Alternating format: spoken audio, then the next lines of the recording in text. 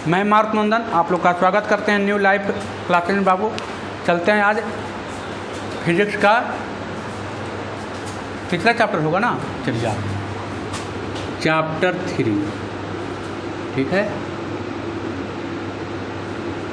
मानव नेत्र। मानव नेत्र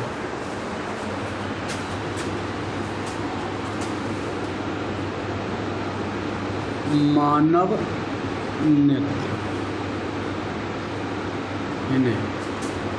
और है वायुमंडलीय अपवर्तन।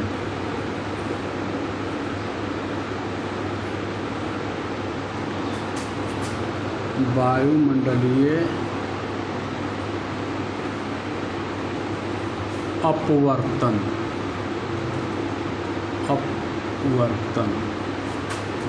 और है वर्ण विक्षेपण।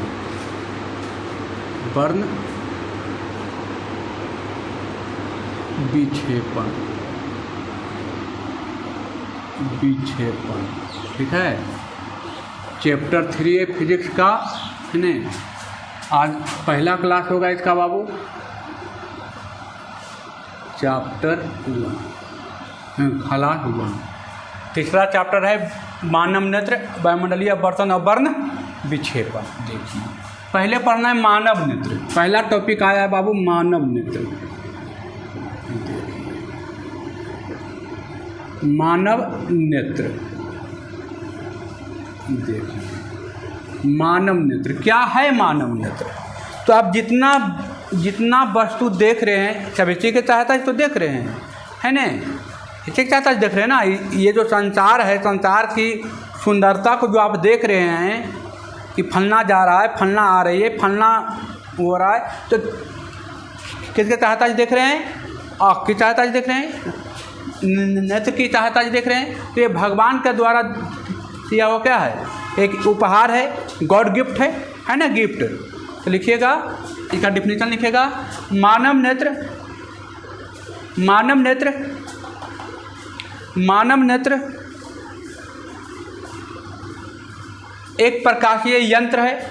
एक यंत्र ही है बाबू देखने का, प्रकाश के देखने का। मानव नेत्र एक प्रकाशीय यंत्र है। मानव नेत्र एक प्रकाशीय यंत्र है जो प्रकृति के द्वारा उपहार में दिया गया है। मानव नेत्र एक यंत्र है जो प्रकृति के द्वारा दिया गया उपहार है। मानव नेत्र एक यंत्र है जो प्रकृति के द्वारा दिया गया एक उपहार है। इसी के सहायता से किसी वस्तु को देख पाते हैं, उसे मानव नेत्र कहते हैं। मानव नेत्र एक प्रकाशीय यंत्र है। मानव नेत्र क्या है बाबू? एक प्रकाशीय यंत्र है। मानव नेत्र एक प्रकाशीय यंत्र है जो प्रकृति के द्वारा दिया गया उपहार है ना। प्रकृति के द्वारा दिया गया उपहार। प्राकृतिक भगवान हमको आँख दिए देखने के लिए, है ना। तो भगवान के द्वारा जो दिया जाता है उसको वो उपहार ही समझ लीजिए, है ना। तो मानव नेत्र एक प्रकाशीय यंत्र है जो प्रकृति के द्वारा दिया गया उपहार है। इसी की सहायता से किसी वस्तु को देख पाते हैं। इसी की सहायता से किसी वस्तु को देख पाते हैं, उसे मानव नेत्र कहते हैं। उसे क्या कहते हैं बाबू? मानव नेत्र। देखिए अब मानव नेत्र में क्या क्या होता है ये जानना पड़ेगा, है ना। देखिए ये आपका एक इस तरीके से हम पार दिए बाबू। चलिए देखिए,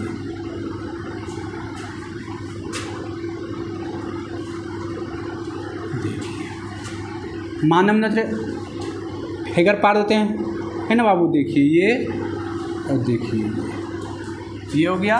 देखिए ये जो है ये सबसे ऊपरी परत है ना। मानव नेत्र की कैमी परत है? ये सबसे ऊपरी परत है। सबसे ऊपरी परत को क्या बोलते हैं? तो इसको बोलते हैं दीर्घ पटल। वो क्या कहते हैं? दीर्घ पटल, या इसको कहते हैं श्वेत पटल। श्वेत पटल, है ना। तो क्या क्या कहते हैं? दीर्घ पटल या श्वेत पटल, या इसको एक नाम और है। चलिए दो ही नाम रखिए, एक नाम और है। चलिए देखिए अब यही पटल को, ये जो पहला पटल है बाबू, ये पहला पटल को क्या बोलते हैं? दीर्घ पटल, या ये मानव नेत्र की कैमी परत है? पहली परत है ना। मानव नेत्र की पहली परत है ये। आप देखिए यही जो दीर्घ पटल है आगे आकर ऐसे उभरा हुआ रहता है। देखिए है ना, उभरा हुआ, ये आगे आकर ऐसे देखिए उभरा हुआ है,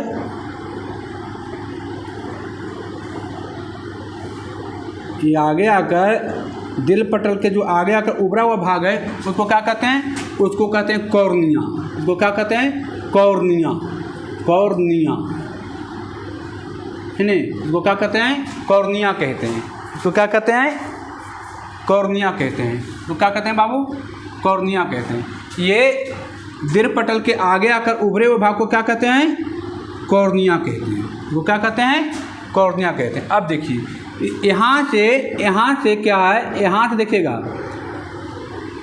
दिल पटल क्या है बाबू, मानव नेत्र की सबसे पहली परत है ना। दिल पटल क्या है, मानव नेत्र की सबसे पहली परत है ना। आप देखिए ये जो कॉर्निया, कॉर्निया के बगल के एक देखिए काले रंग की पट्टी जाता है इस तरीके से, है ना, ये इस तरीके से पट्टी रहता है इस तरीके से, है ना, देखिए इस तरीके से ये पट्टी है, ऐसे तरीके से रहता है ना, ऐसे देखिए, है ना, यहाँ से भी रहता है, यहाँ भी रहता है ऐसे,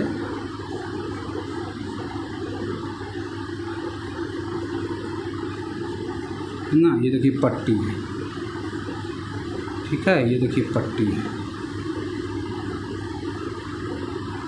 ठीक है, देखिए ये पट्टी है। तो इसको क्या कहते हैं, इसको कहते हैं कोराइड। इसको क्या कहते हैं, कोराइड। इसको कहते हैं कोराइड कहते हैं, है ना। ये कॉर्निया हो गया, ये दिल पटल हो गया, ये कोराइड हो गया। अब देखिए ये जो कोराइड है आगे आके दो भागों में बढ़ जाता है। ये कोराइड जो है बाबू आगे आके दो भागों में बढ़ जाता है। यहाँ से ये कोराइड जो है आगे आके दो भागों में बढ़ जाता है। इसको कहते हैं आइरिस। इसको क्या कहते हैं, आइरिस, आइरिस, या इसको कहते हैं परितारका, परितारका, परितारिका,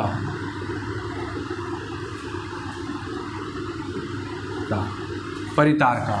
आइरिस कहते हैं या क्या कहते हैं, परितारका कहते हैं, है नहीं, परितारका कहते हैं। अब देखिए यहाँ से और एगो लड़का रहता है, ये झालरनुमा रहता है इस तरीके के।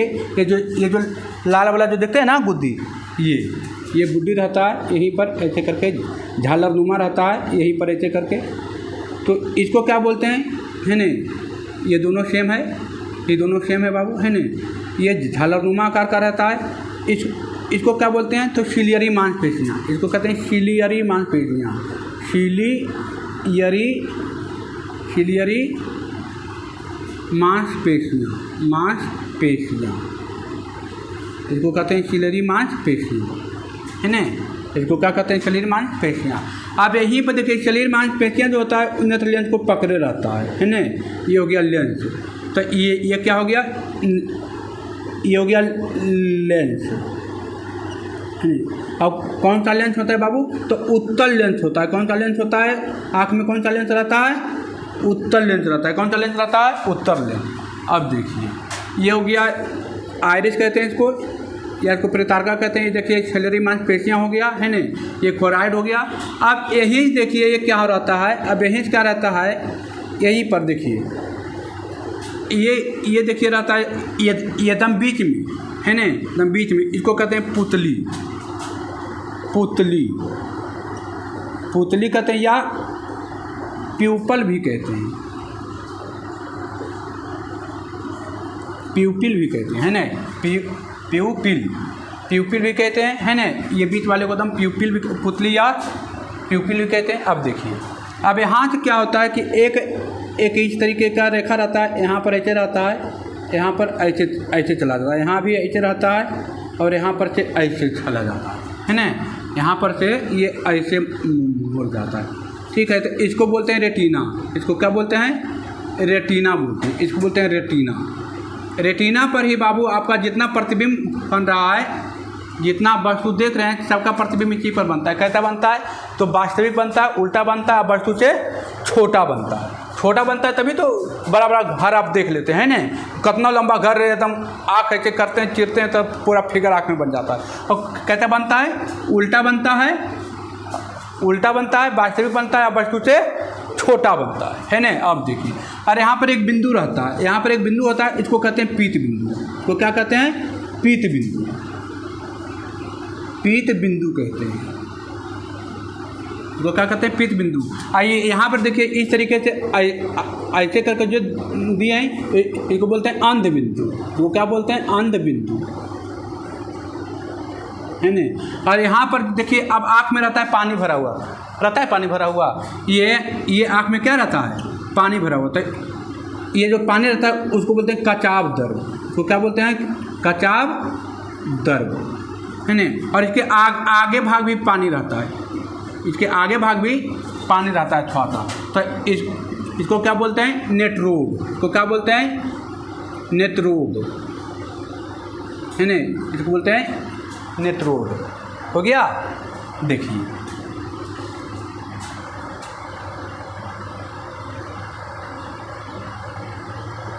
चलिए 11 देखो हमने लिखा। देखे तो पहला क्या लिखे? फिगर पाते चलिएगा। पहला क्या लिखे हैं? देखिए, दीर्घ पटल या श्वेत पटल, है ना। दीर्घ पटल या श्वेत पटल देखिए, मानव नेत्र की सबसे ऊपरी परत है ना। और ये कैसा होता है? उजला होता है ना। ये कैसा होता है? उजला होता है, और सफ़ेद चमड़े की बनी होती है। उजला होता है ना। पारदर्शी होता है, सफ़ेद चमड़े की बनी होती है ना। ये जो सफ़ेद है ना, सफ़ेद वाला, वो यही होता है।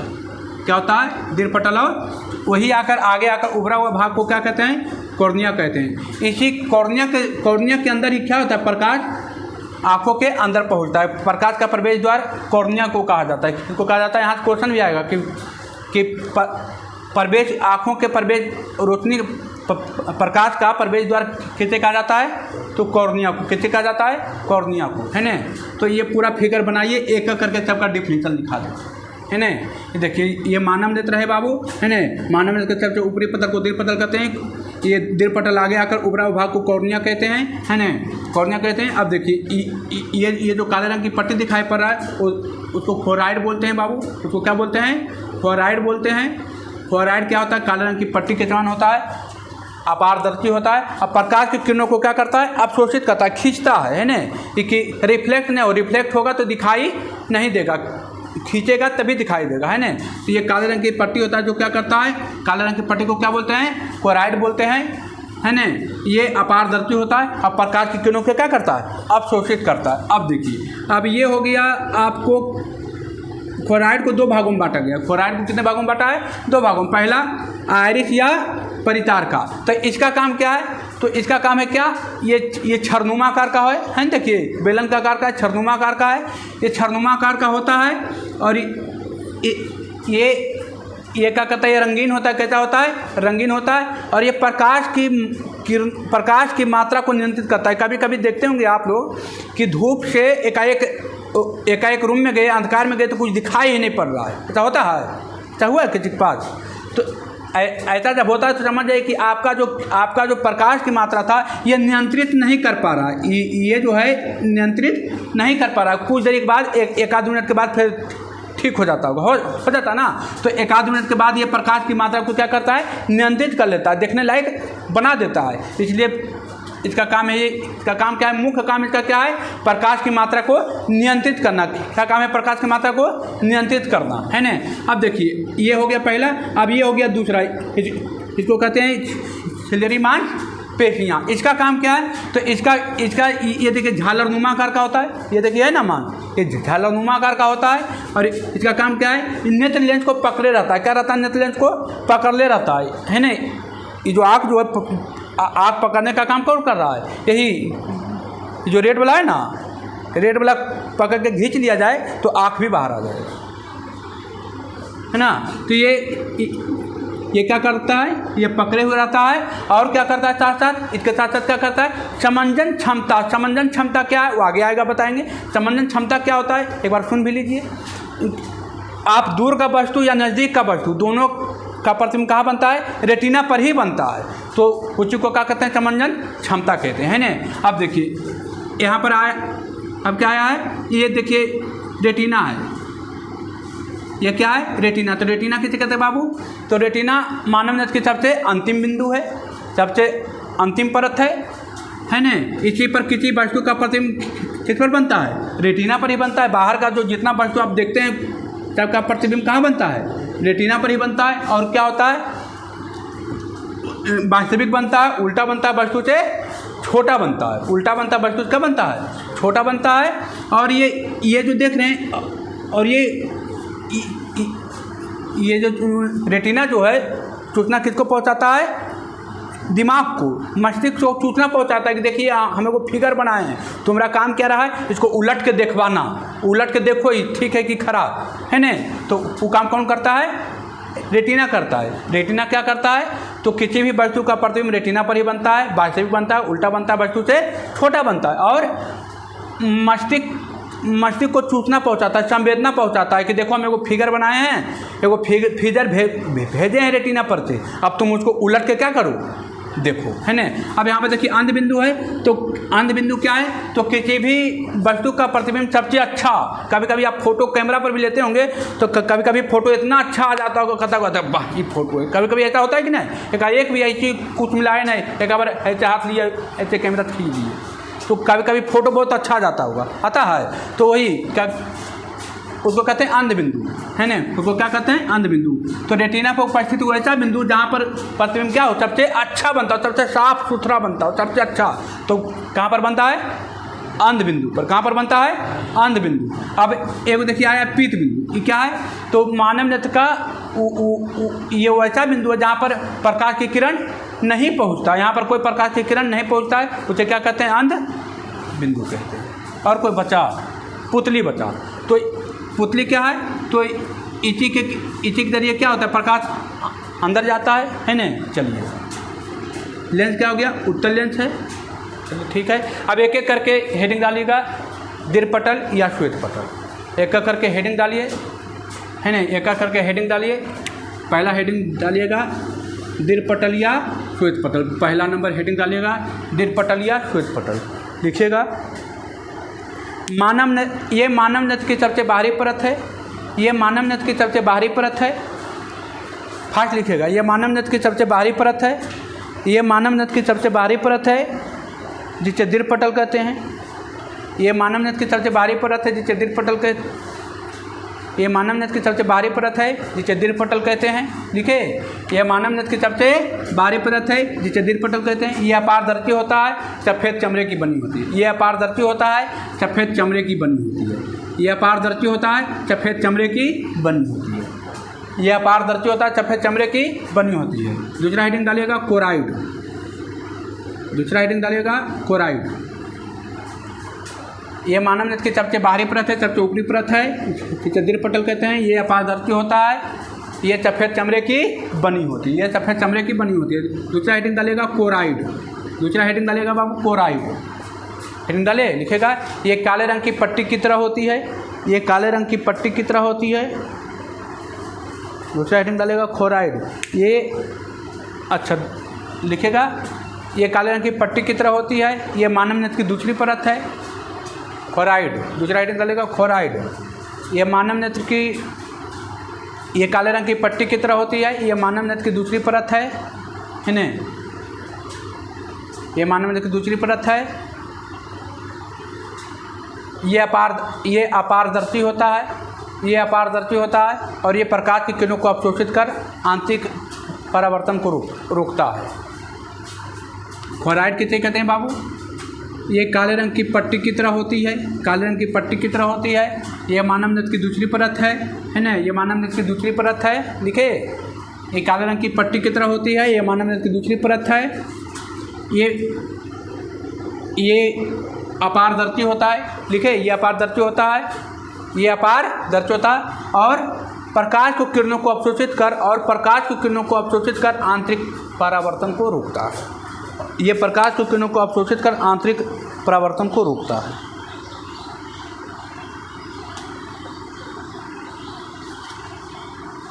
लिखिए, अब लिखिएगा कॉर्निया। अब लिखिएगा कॉर्निया। तीसरा हेडिंग डालिएगा कॉर्निया। तीसरा हेडिंग डालिएगा कॉर्निया, है ना। लिखिएगा तीसरा कॉर्निया। लिखिएगा तीसरा हेडिंग डालिएगा कॉर्निया। लिखिए कॉर्निया। लिखिएगा दीर्घपटल के आगे आकर उभरे हुए भाग को कॉर्निया कहते हैं। दीर्घपटल के आगे आकर उभरे हुए भाग को देखिए, दीर्घपटल के आगे आकर उभरे हुए भाग को कॉर्निया कहते हैं। दीर्घपटल के आगे आकर उभरे हुए भाग को कॉर्निया कहते हैं। दीर्घपटल के आगे आकर उभरे हुए भाग को कॉर्निया कहते हैं। ठीक है, दीर्घपटल के आगे आकर उभरे हुए भाग को कॉर्निया कहते हैं। दीर्घपटल के आगे आकर उभरे हुए भाग को कॉर्निया कहते हैं। ये पारदर्शी होता है, ये पारदर्शी होता है। ये कैसा होता है बाबू? पारदर्शी होता है, क्योंकि पारदर्शी होगा तभी तो प्रकाश की किरण अंदर जाएगा। कॉर्निया के आगे दीर्घपटल के आगे आकर उभरे हुए भाग को कॉर्निया कहते हैं। ये पारदर्शी होता है, इसी के जरिए प्रकाश अंदर जाता है, इसलिए इसे प्रकाश का प्रवेश द्वार कहते हैं। इसी के जरिए प्रकाश अंदर जाता है, इसलिए इसे प्रकाश का प्रवेश द्वार कहते हैं। पूछेगा मानव नेत्र का प्रकाश का प्रवेश द्वार किसे कहा जाता है? कॉर्निया को, है ना। लिखे दीर्घपटल के आगे आकर उभरे हुए भाग को कॉर्निया कहते हैं, है ना। दीर्घपटल के आगे आकर उभरे हुए भाग को कॉर्निया कहते हैं। या ये कैसा होता है? पारदर्शी होता है। लिखे ये पारदर्शी होता है, इसी के जरिए प्रकाश की किरण अंदर प्रवेश करती है, इसलिए इसे प्रकाश का प्रवेश द्वार कहते हैं। इसलिए इसे प्रकाश का प्रवेश द्वार कहते हैं। हो गया। अब लिखिएगा आइरिस या परितारका। लिखिएगा आइरिस या परितारका, है ना। लिखिएगा आइरिस या परितारका। लिखिएगा आइरिस या परितारका, है ना। अब लिखिएगा आइरिस या परितारका। आइरिस या परितारका, लिखिएगा आइरिस या परितारका। देखिए ये आइरिस है ना। लिखिएगा आइरिस या परितारका। आइरिस क्या होता है वो लिखिएगा, ये छरनुमा आकार का होता है। ये छरनुमा आकार का होता है। ये छरनुमा आकार का होता है। ये छरनुमा आकार का होता है। लिखिए ये छरनुमा आकार का होता है। लिखिए ये छरनुमा आकार का होता है। ये अपारदर्शी होता है। ये अपारदर्शी होता है। ये रंगीन होता है। ये छरनुमा आकार का होता है। ये अपारदर्शी होता है। देखिए ये अपारदर्शी होता है, ये रंगीन होता है और प्रकाश की मात्रा को नियंत्रित करता है। और प्रकाश की मात्रा को नियंत्रित करता है। और प्रकाश की मात्रा को नियंत्रित करता है। चलिए काम हो गया। अब देखिएगा सिलियरी मांसपेशियाँ। सिलियरी मांसपेशियाँ कहाँ है बाबू? ये देखिए आपका चौथा। अब लिखेगा सिलियरी मांसपेशियाँ। ये चौथा हो गया, ये पाँचवा हो गया सिलियरी मांसपेशियाँ। छूट गया क्या? आइरिस छूट गया क्या? आइरिस के क्या बोले? आइरिस बोले ये छरनुमा आकार का होता है, ये अपारदर्शी होता है, ये रंगीन होता है और प्रकाश की मात्रा को, प्रकाश की किरणों की मात्रा को क्या करता है? नियंत्रित करता है। चलिए अब लिखिएगा सिलियरी मांसपेशियाँ। देखिएगा ये झालरनुमा आकार का होता है। देखिएगा ये झालरनुमा होता है। ये झालरनुमा होता है। ये झालरनुमा होता है ना। ये झालरनुमा होता है। लिखे ये झालरनुमा होता है। लिखे ये झालरनुमा होता है। ये नेत्र लेंस को पकड़े रहता है या लटकाए रहता है। ये नेत्र लेंस को पकड़े रहता है या लटका कर रखता है। ये नेत्र लेंस को पकड़े रहता है या लटका कर रखता है। नेत्र लेंस को पकड़े रहता है या लटका कर रहता है। इसके साथ साथ समंजन क्षमता, समंजन क्षमता बनाए रखता है ना। लिखे सिलियरी मांसपेशियाँ का काम क्या है बाबू? तो ये झालरनुमा होता है। लिखे ये नेत्र लेंस को पकड़े रहता है या लटका कर रखता है। लिखे और इसके साथ साथ समंजन क्षमता, इसके साथ साथ समंजन क्षमता बनाए रखता है। इसके साथ साथ समंजन क्षमता बनाए रखता है। इसके साथ साथ समंजन क्षमता बनाए रखता है। इसके साथ साथ समंजन क्षमता बनाए रखता है ना। अब आ जाइए छठा, लिखिएगा प्यूपिल या पुतली। इसके साथ साथ समंजन क्षमता बनाए रखता है। लिखिएगा प्यूपिल या पुतली, है ना। लिखिएगा लिखे प्यूपिल या पुतली। हाँ लिखिएगा इसी के जरिए प्रकाश की किरण नेत्र लेंस पर पड़ता है। प्यूपिल लिखेगा, प्यूपिल या पुतली। इसी के जरिए प्रकाश की किरण नेत्र लेंस पर पड़ता है। इसी के जरिए प्रकाश की किरण नेत्र लेंस पर पड़ता है और इसका अपवर्तन करता है। एची के जरिए प्रकाश की किरण नेत्र लेंस पर पड़ता है और इसका अपवर्तन होता है। प्यूपिल या पुतली ज़्यादातर कभी कभी ये पूछ देता है ना पुतली ने पूछ के प्यूपिल पूछ देगा इंग्लिश में, इंग्लिश नाम है प्यूपिल, है ना। तो क्या होता है, एची के जरिए प्रकाश की किरण नेत्र लेंस पर पड़ता है, लिखे, और इसका अपवर्तन होता है। चलिए इधर अब कौन बच गया, अब लिखेगा रेटिना। अब आ जाइए रेटिना, 7वां नंबर आ जाइए रेटिना, 7वां नंबर आइए रेटिना। रेटिना क्या है, तो मानव नेत्र की सबसे अंतिम परत है, मानव नेत्र की सबसे अंतिम परत है। देखिए रेटिना सबसे अंतिम है, मानव नेत्र की सबसे अंतिम परत है, रेटिना मानव नेत्र की सबसे अंतिम परत है, रेटिना मानव नेत्र की सबसे अंतिम परत है। किसी भी वस्तु का प्रतिबिंब इसी पर बनता है, किसी भी वस्तु का ये मानव नेत्र की सबसे अंतिम परत है रेटिना, यह मानव नेत्र की सबसे अंतिम परत है। किसी भी वस्तु का प्रतिबिंब इसी पर बनता है, किसी भी वस्तु का प्रतिबिंब इसी पर बनता है। प्रतिबिंब वास्तविक, उल्टा और वस्तु से छोटा होता है। किसी भी वस्तु का प्रतिबिंब इसी पर बनता है।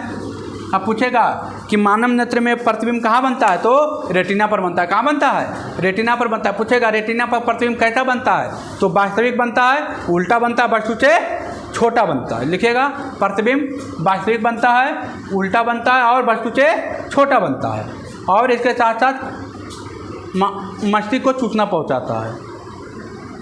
लिखे,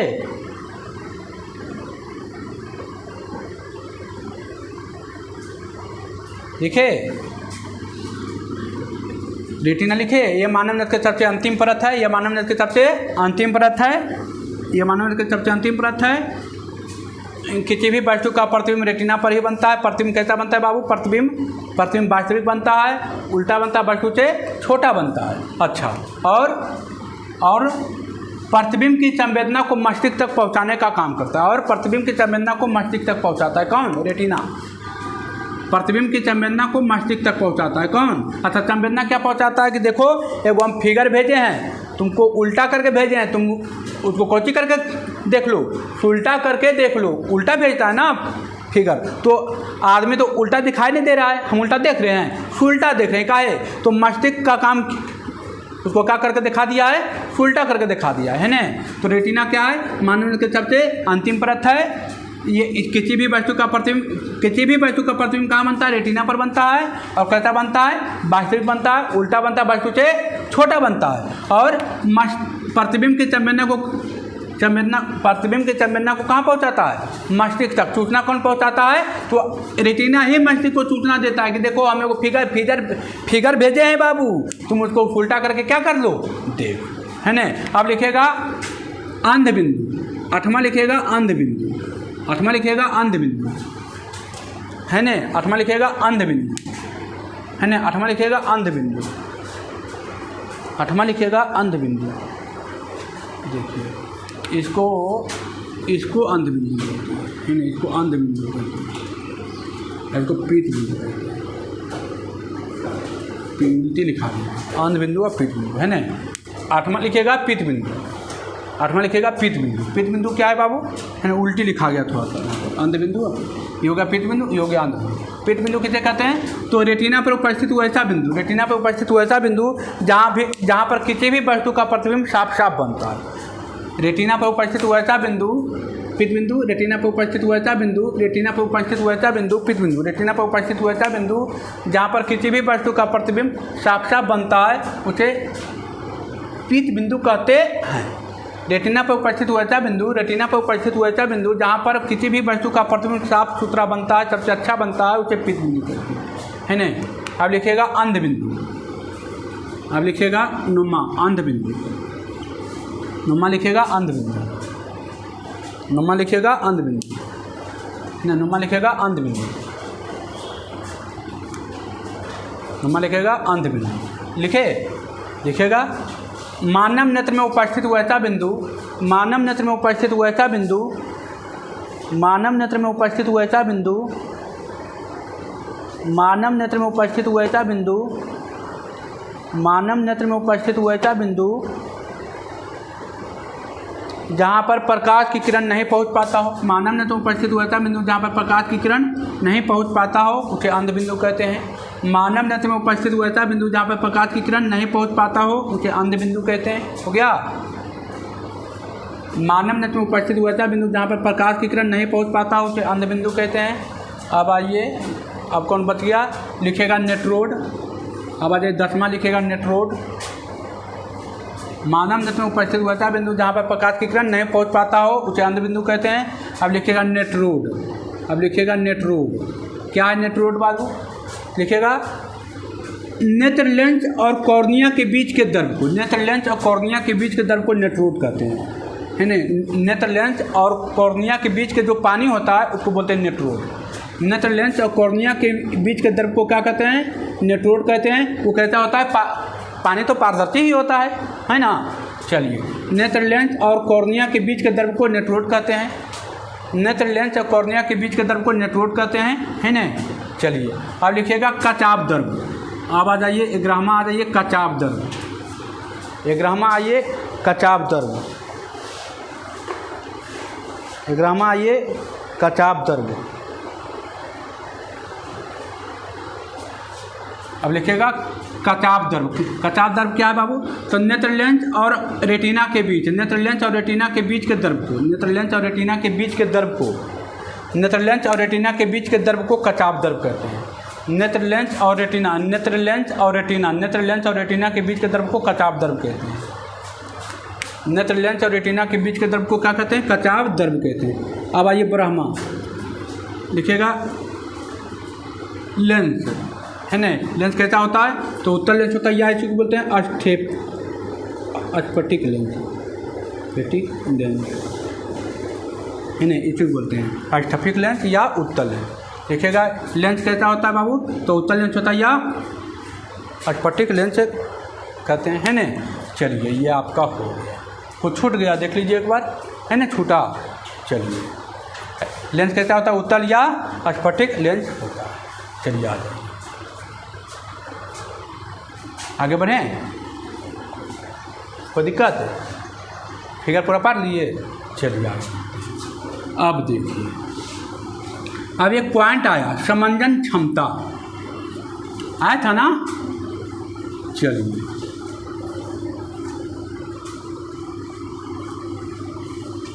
पूरा पॉइंट एकदम अच्छा से बता दिए हैं, है ना। 2 बार 3 बार करके बता दिए, है ना। अब देखिए, अब एगो आया शब्द, क्या आया? समंजन क्षमता। क्या आया? समंजन क्षमता। समंजन क्षमता क्या है? समंजन क्षमता। अब देखिए, आया था समंजन क्षमता, आया था ना समंजन क्षमता। समंजन क्षमता क्या है बाबू? तो समंजन क्षमता क्या है? देखिए, समंजन क्षमता क्या है? कोई भी वस्तु, चाहे वो दूर रहे चाहे नज़दीक रहे, दोनों का प्रतिबिंब, वस्तु का प्रतिबिंब कहाँ बने? रेटिना पर बने। चाहे आप नज़दीक रहिए या तो दूर रहिए।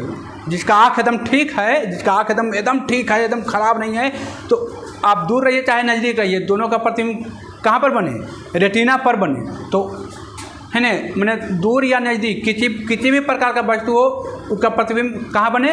रेटिना पर बने। तो उसे क्या कहते हैं? समंजन क्षमता कहते हैं। लिखिएगा, हमारे आँखों के अंदर उपस्थित वह क्षमता, हमारे आँखों के अंदर उपस्थित वह क्षमता जिसके कारण किसी भी वस्तु का प्रतिबिंब, हमारे आँखों के अंदर उपस्थित वह क्षमता जिसके कारण हमारे आँखों के अंदर उपस्थित वह क्षमता जिसके कारण दूर या नज़दीक रखे वस्तु का प्रतिबिंब रेटिना पर ही बनता है, उसे समंजन क्षमता कहते हैं। हमारे आँखों के अंदर उपस्थित हुआ क्षमता जिसके कारण दूर या नज़दीक रखे वस्तु का प्रतिबिंब रेटिना पर ही बनता है, तो उसे समंजन क्षमता कहते हैं। लिखिए, हमारे आँखों के अंदर उपस्थित हुआ क्षमता, दूर या नज़दीक भी कोई बैठल है या दूर भी बैठल है, तो दोनों का प्रतिबिंब कहाँ बने? रेटिना पर ही बनता है, तो उसे क्या कहते हैं? समंजन क्षमता कहते हैं। तो हमारे आँखों के अंदर उपस्थित हुआ क्षमता जिसके कारण दूर या नज़दीक रखे वस्तु का प्रतिबिंब रेटिना पर ही बनता हो, उसे समंजन क्षमता कहते हैं। अब ये वी भी आई है बाबू, ये वी आई है ना, ये वी आई है। अब ये और वी आई आ रहा है, कम से कम 50 बार पूछा जो भी आ रहा है। अब देखिए कोई लिखे हमारे आंखों के अंदर उपस्थित हुआ क्षमता जिसके कारण दूर या नज़दीक रखे वस्तु का प्रतिबिंब कहाँ बनता है, तो रेटिना पर ही बनता है। तो उसे क्या कहते हैं, समंजन क्षमता कहते हैं। कोई दिक्कत, उसे क्या कहते हैं, समंजन क्षमता कहते हैं। अब देखिए, अब कोई व्यक्ति कितना नज़दीक वस्तु रखा जाए तो साफ साफ दिखाई देगा, है ना। कोई देखने की जो क्षमता होती है सबसे नज़दीक क्या होती है, तो 25 सेंटीमीटर। कितना होती है, स्पष्ट दृष्टि की न्यूनतम दूरी, स्पष्ट दृष्टि की न्यूनतम दूरी कितना होती है बाबू, न्यूनतम दूरी कितना होती है, न्यूनतम दूरी कितना होती है, तो 25 सेंटीमीटर। कितना होती है, 25 सेंटीमीटर। स्पष्ट दृष्टि की न्यूनतम दूरी कितना होती है, देखते चलिएगा। हमारे आँखों के स्पष्ट दृष्टि की न्यूनतम दूरी कितनी होती है, 25 सेंटीमीटर होती है। कितना दूरी होती है, 25 सेंटीमीटर। तो अधिकतम कितना होता है बाबू, स्पष्ट दृष्टि की अधिकतम कितना होता है, अधिकतम कितना होता है बाबू, अधिकतम दूरी कितना होती है, तो अनंत होती है ना, अनंत होती है। अधिकतम कितना होती है, अनंत। सबसे नज़दीक कितना, इतना में देखिए अच्छा दिखाई नहीं देगा, इतना लाइएगा देखिए ठीक दिखाई दे रहा है, इतना ठीक, इतना के बाद देखिए देखने में दिक्कत होने लगता है ना। तो स्पष्ट दृष्टि की न्यूनतम सबसे नज़दीक कितना देख सकते हैं, तो 25 सेंटीमीटर। अधिकतम अनंत, है ना। अधिकतम कहाँ, आपको कहिएगा सर तो यहाँ से दिल्ली दिखाई नहीं पड़ता है, तुरंत तो आप लोग तो होशियार हैं, तुरंत कह दीजिएगा सर यहाँ से दिल्ली दिखाई नहीं पड़ता है। तो बाबू दिल्ली नहीं दिखाई पड़ रहा है, उसके बीच में क्या रीजन है, बीच में पहाड़ आ जाता है, गाछ आ जाता है, घर आ जाता है, छेक लेता है जगह को, है ना। लेकिन आकाश में तो हरा छत नहीं है, पेड़ नहीं है, तो यहाँ से चांद भगवान दिखाई देते हैं कि नहीं, सूर्य भगवान दिखाई देते हैं कि नहीं, तारा दिखाई देता है कि नहीं। तो अधिकतम दूरी है ना, तो अधिकतम दूरी क्या है, अनंत है। न्यूनतम दूरी कितना है, 25 सेंटीमीटर। कोई दिक्कत भी आई है। स्पष्ट दृष्टि की, हमारे आँखों के अंदर स्पष्ट दृष्टि की न्यूनतम दूरी कितना होती है, 25 सेंटीमीटर। अधिकतम कितना होती है, अनंत। अधिकतम कितना होती है, अनंत होती है। क्या कोई दिक्कत, तो आज यहीं तक रहने देते हैं, है ना। तो क्या कोई दिक्कत है, चलिए कोई दिक्कत नहीं है, ठीक है बाबू। आप लोग कमेंट करके ज़रूर बताएं वीडियो कैसा लगता है। वीडियो अच्छा लगता है तो शेयर करें, लाइक करें और कमेंट करें, और चैनल को साथ साथ सब्सक्राइब करें, ठीक है बाबू, धन्यवाद।